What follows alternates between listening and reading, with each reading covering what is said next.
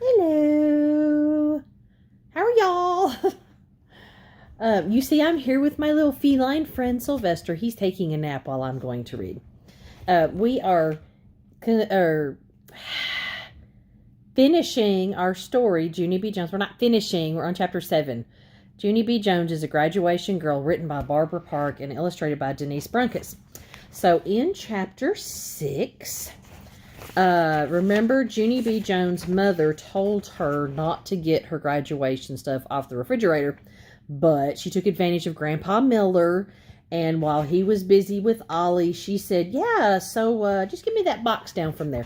And he gave it to her, and so she went and showed all her stuffed animals, Raggedy Andy, Raggedy Larry, and Philip Johnny Bob, and of course, in her imagination, they were all saying, oh yeah, it looks really good. And so then she decided that she was thirsty. So she tippy-toed to the kitchen and got a cup of grape juice. And most grape juice is what color?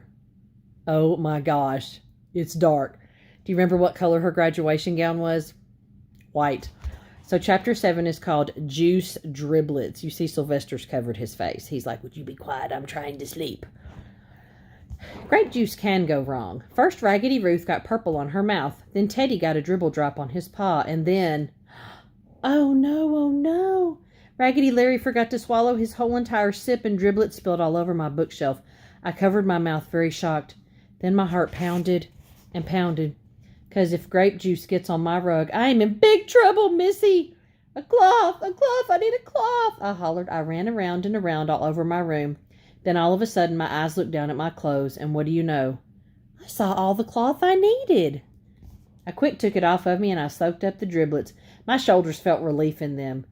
Whew, that was a close one, I said. After that, I walked to my bed, and I plopped on my pillow. My brain was a genius to think of that, I said. I breathed, and then all of a sudden, I did a teensy frown. 'Cause something did not feel right here, possibly. I covered my head with my sheet, then I turned my head very slow and I peeked out at my bookshelf. My stomach did a flip-flop. Because I saw my graduation gown. That's why. And it had juice driblets soaked into its front. I looked at Raggedy Larry real mad. Oh no!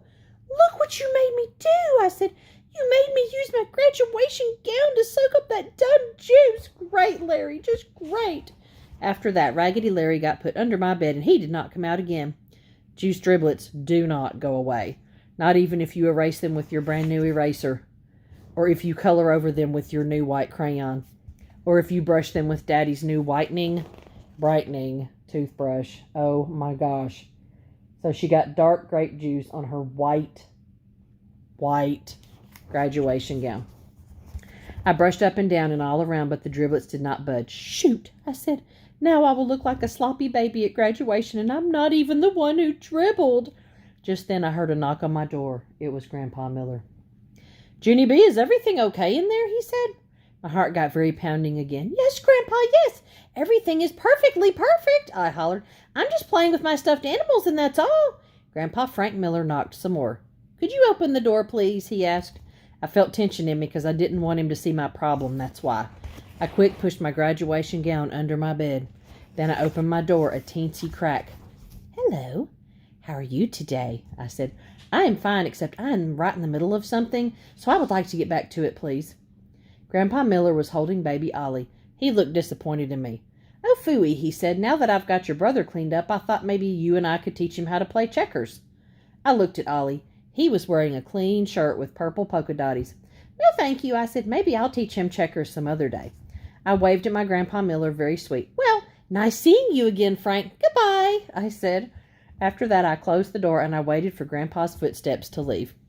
Finally, I pulled my graduation gown from under the bed and I stared and stared at that stupid thing.